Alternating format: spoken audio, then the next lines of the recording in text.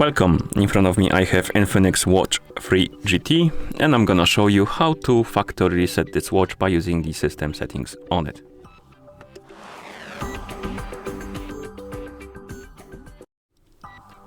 First thing we need to do is to wake up the screen on our watch, and you can do it by tapping on it or by pressing the middle button. Once you wake up the screen, swipe right on the screen to open the menu. Now scroll through the menu and look for the settings icon. And once you find it, tap on it to enter. In settings, find the option called the system. And once you find it, tap on it, of course, to enter. And here you should see the restore factory settings option.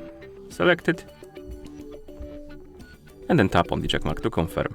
Beware though that factory resetting your watch will remove all of your data and settings from your watch. So be ready for that. And once you confirm, the watch will start resetting, and let's wait until the resetting process is complete.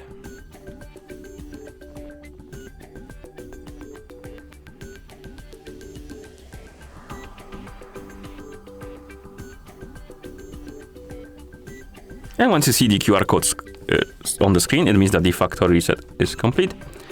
Thank you for watching. If you found this video helpful, please consider subscribing to our channel and leaving a like on the video.